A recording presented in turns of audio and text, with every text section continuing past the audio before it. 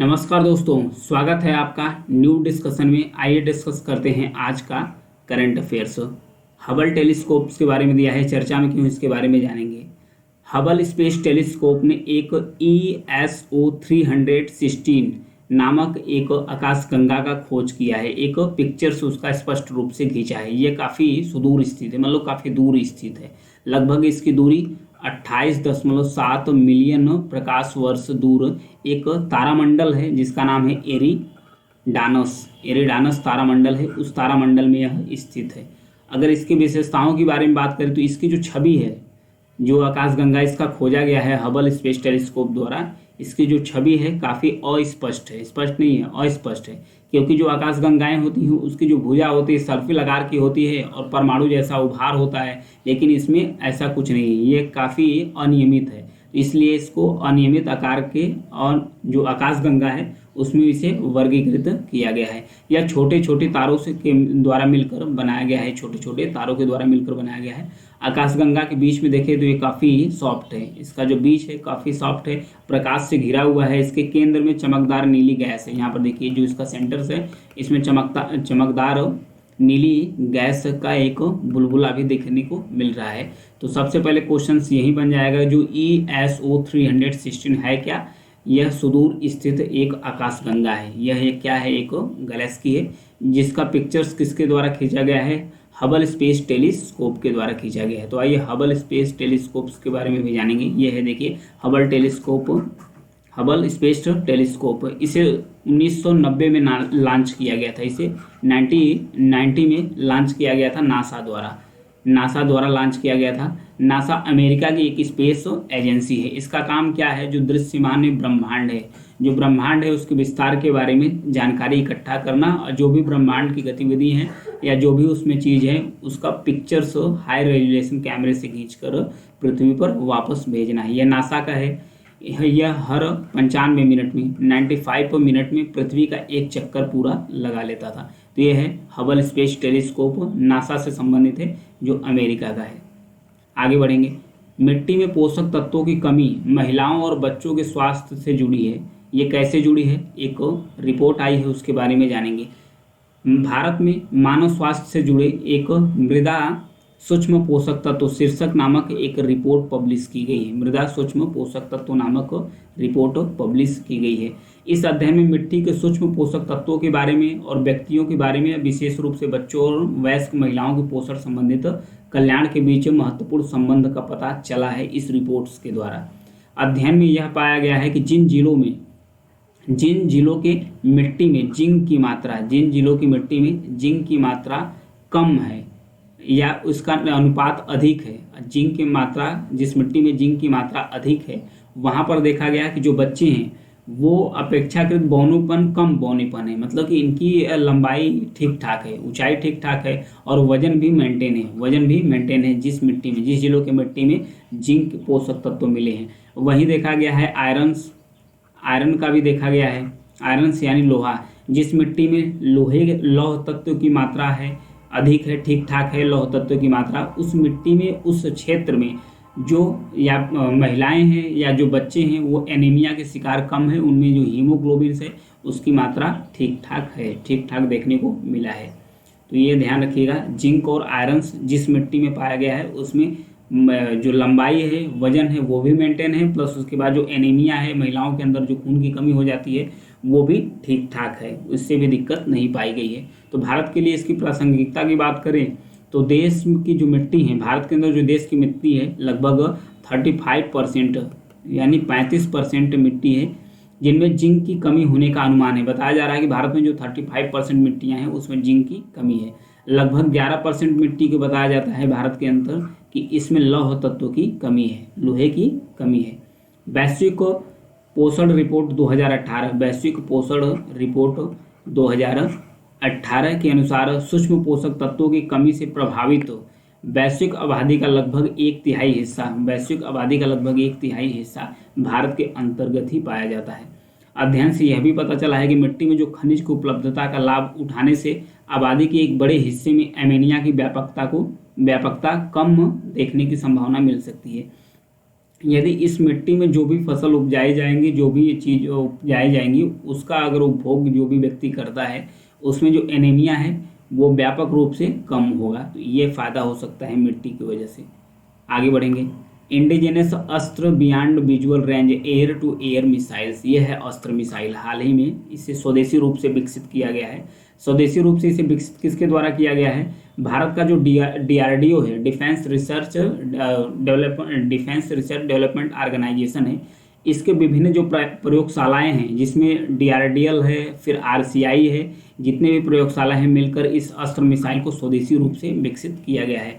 इसकी खासियत है कि ये बियॉन्ड विजुअल, मतलब बिना देखे ही जो रेंज है, कुछ रेंज है एयर टू एयर, हवा से हवा में मार करने में सक्षम मिसाइल है। हाल ही में इसका टेस्ट किया गया है तेजस में। तेजस जो एयरक्राफ्ट है, लाइट कम्पैक्ट एयरक्राफ्ट है, मतलब कि हल्का लड़ाकू विमान से तेजस, जिसे LSP-7 और तेजस के नाम से जाना जाता है, इसे तेजस के नाम से जाना जाता है। इसके द्वारा सक्सेसफुली लॉन्च किया गया है। इसे 20,000 फीट की ऊंचाई से 20,000 फीट के ऊंचाई से एक टारगेट को हिट किया गया था। ये अपने टेस्ट यानी परीक्षण में काफ़ी सफलता हासिल की है। तो ये थी अस्त्र मिसाइल। इससे विकसित किया गया है DRDO की विभिन्न प्रयोगशालाओं द्वारा। इसका काम यही है कि जो एक्टिव सुपरसोनिक हवाई टारगेट्स हैं, उसको आसानी से यह नष्ट कर सकता है, इसे आसानी से डिस्ट्रॉय करने की में ये सक्षम है अस्त्र मिसाइल, इसीलिए इसे डेवलप किया गया है। ये था अस्त्र मिसाइल के बारे में। आगे बढ़ेंगे। फीफा महिला विश्व कप 2023 के बारे में दिया है, इसके बारे में जानेंगे। नवा फीफा महिला विश्व कप की सह मेजबानी, ये नवा चल रहा है, ध्यान रखिएगा। नवा फीफा महिला विश्व कप 2023 की जो सह मेजबानी ऑस्ट्रेलिया और न्यूजीलैंड द्वारा किया गया है। इसकी मेजबानी किसके द्वारा किया गया है? ऑस्ट्रेलिया और न्यूजीलैंड द्वारा किया गया। मेजबानी मतलब कि ऑस्ट्रेलिया और न्यूजीलैंड में ये खेला गया है जो फीफा महिला विश्व कप 2023 का जो नवा संस्करण है। नवा, ये पहली बार ऐसा हुआ है कि दक्षिणी गोलार्ध में इसे आयोजित किया गया है। दक्षिणी गोलार्ध मतलब कि ये जो ऑस्ट्रेलिया और न्यूजीलैंड है, ये दक्षिणी गोलार्ध के अंतर्गत है, यानी भूमध्य रेखा के निचले भाग में दक्षिणी गोलार्ध के अंतर्गत स्थित है। फाइनल में इंग्लैंड को हराकर, स्पेन ने फाइनल में इंग्लैंड को हराकर यह प्रतियोगिता जीत ली है। ध्यान रखिएगा, इसे स्पेन ने जीता है। जो नवा फीफा महिला विश्व कप 2023 इसे स्पेन ने जीता है। हराया किसको है? इंग्लैंड को हराकर।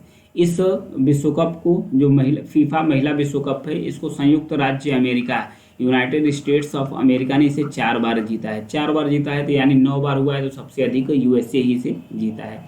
इस महिला विश्व कप को जाने फीफा मतलब कि federation of international football association, federation of international football association, इसके द्वारा यह एक पेशेवर फुटबॉल टूर्नामेंट है। ये फीफा द्वारा इसे आयोजित किया जाता है। ये एक पेशेवर फुटबॉल टूर्नामेंट्स है। यह पुरुषों के जो विश्व कप होता है उसके बाद हर 4 साल बाद, उसके बाद जैसे पुरुषों का फुटबॉल विश्व कप होगा, उसके बाद महिलाओं को कराया जाता है।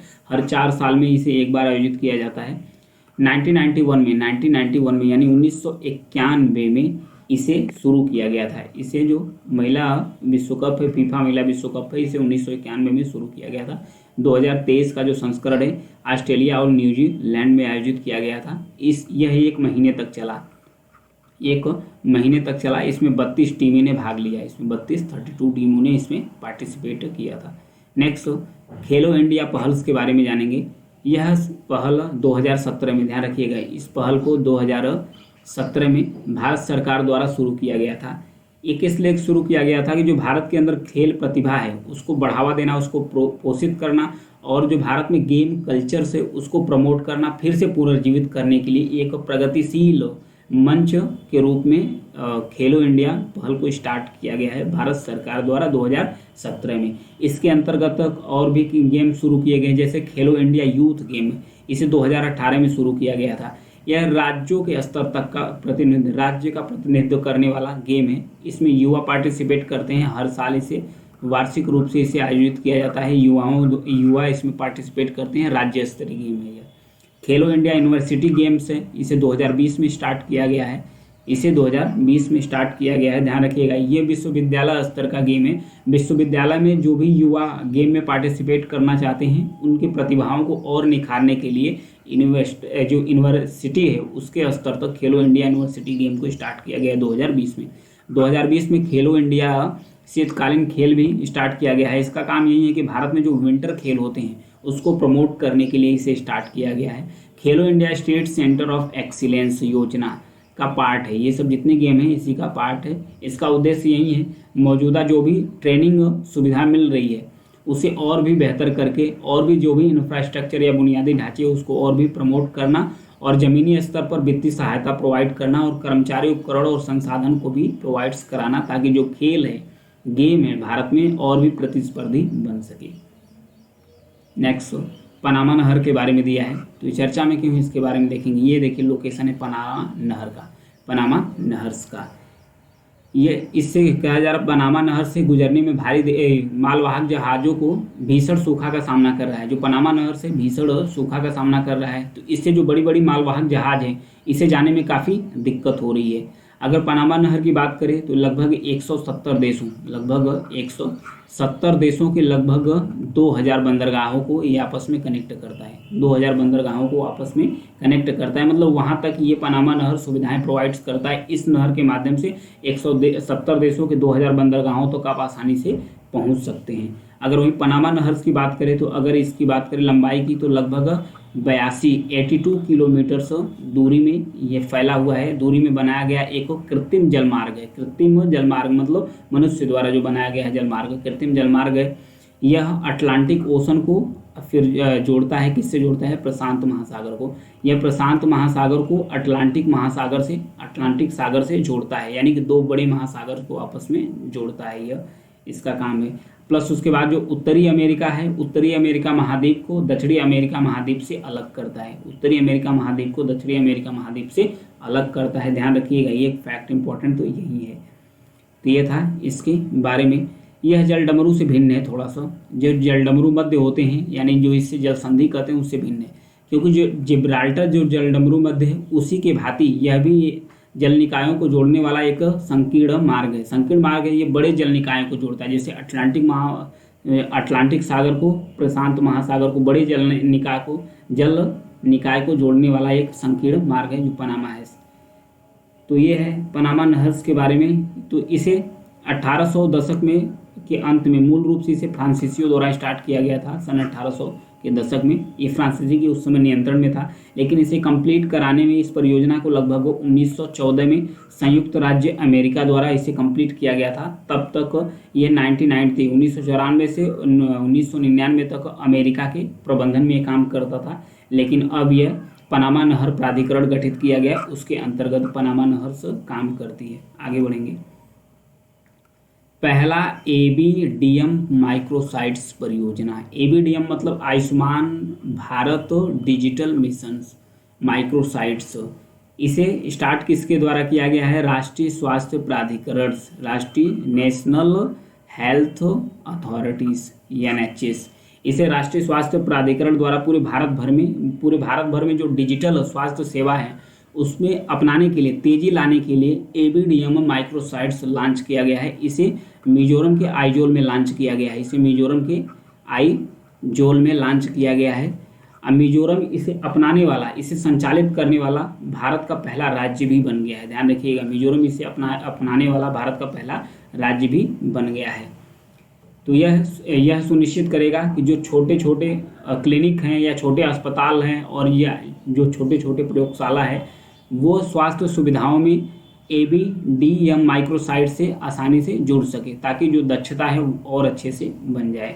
तो इसके बारे में और भी थोड़ा जानकारी इकट्ठा करें तो ABDM Ayushman Bharat digital mission microsites, यह एक विशिष्ट भौगोलिक क्षेत्र है जहां छोटे और मध्यम आकार के जो निजी स्वास्थ्य सेवा हैं प्रदाता हैं वो इसमें शामिल होने के लिए इसमें आसानी से शामिल हो सकते हैं। शामिल होने के बाद इस साइट्स का जो माइक्रोसाइट है एबीडीएम माइक्रोसाइट से इसका वो लाभ उठा सकते हैं। जैसे कि जो भी पेशेंट्स हो गया, जो भी मरीज हो गया, अगर स्वास्थ्य सुविधाओं का फ़ायदा उन्हें स्वास्थ्य सुविधाओं का अगर लाभ उठाना है उन्हें, जो भी उनके स्वास्थ्य कार्ड बनाए गए हैं, जो फ्री में इलाज करते हैं स्वास्थ्य कार्ड बनाए गए, वह इस साइट्स के माध्यम से आसानी से जुड़ सकते हैं। छोटे छोटे अगर निजी क्लिनिक अगर इस माइक्रोसाइट से जुड़ जाते हैं तो उन छोटे छोटे क्लिनिक में जो भी इलाज कराने वाले कमज़ोर वर्ग या जो भी स्वास्थ्य कार्ड धारक आएंगे तो वहाँ पर आसानी से उपलब्ध करा सकेंगे। जो भारत का ये मिशन है आयुष्मान भारत डिजिटल स्वास्थ्य मिशन है, ये सक्सेस भी होगा, ये आसानी से सक्सेस भी हो जाएगा। आगे बढ़ेंगे। रेल समुद्र रेल पहल, ध्यान रखिएगा इस पहल को स्टार्ट किसने किया है? सबसे पहले तो इसे कोयला मंत्रालय द्वारा, भारत सरकार का जो कोयला मंत्रालय है उसके द्वारा इसे स्टार्ट किया गया है। यह किस लिए स्टार्ट किया गया है? स्टार्ट इसलिए किया गया है कि जो परिवहन है, कोयला परिवहन है, उसमें क्रांति लाने के लिए रेल सी रेल नामक एक परिवर्तनकारी पहल किया गया। रेल सी रेल, रेल समुद्र रेल या रेल सी रेल का मतलब क्या होता है? रेल से ट्रेन को बंदरगाहों से जोड़ना, फिर बंदरगाहों से रेल को कनेक्ट करना, यानी कि रेल मार्ग से भी समुद्र मार्ग से भी कोयले को एक स्थान से दूसरे स्थान पर आसानी से स्थानांतरित करना या स्थानांतरित उसे ढोकर एक स्थान से दूसरे स्थान तक ले जाना। तो इससे का जो टारगेट है ये क्या है? लॉजिस्टिक जो दक्षता है उसको बढ़ावा देना। लॉजिस्टिक दक्षता मतलब कि जो परिवहन में जो लागत आती है उसे कम करना और उसके दक्षता को बढ़ावा, जो समय दूरी है उसे भी कम करना है इसका उद्देश्य। ध्यान रखिएगा कोयला मंत्रालय द्वारा स्टार्ट किया गया। कोयले से संबंधित कुछ आंकड़ों की बात करें तो भारत का जो उड़ीसा, छत्तीसगढ़, झारखंड और मध्य प्रदेश का राज्य है, इसके कुल हिस्सों में जैसे प्रमुख कोयला उत्पादक राज्यों ने वित्त वर्ष 2023 में जितने भी घरेलू कच्चे कोयले की ज़रूरत पड़ी थी उसमें 75% का इन्होंने कंट्रीब्यूट किया है। तो मंत्रालय का जो कोयला मंत्रालय उसका लक्ष्य रखा गया है कि 2030 तक भारत का जो कोयला उत्पादन है उसे दोगुना करना, उसको दोगुना करना। तो ध्यान रखिएगा रेल समुद्र रेल पहल को किसके द्वारा स्टार्ट किया गया है? कोयला मंत्रालय के द्वारा स्टार्ट किया गया है। इसका काम क्या है? कोयले का जो परिवहन है एक स्थान से दूसरे स्थान तक कोयले को ले जाने में और भी सक्षम करना, आसान बनाना। आज के लिए इतना ही है। जानकारी पसंद लगे तो प्लीज़ चैनल को सब्सक्राइब कीजिएगा, लाइक और शेयर भी करते रहिए। Thank you.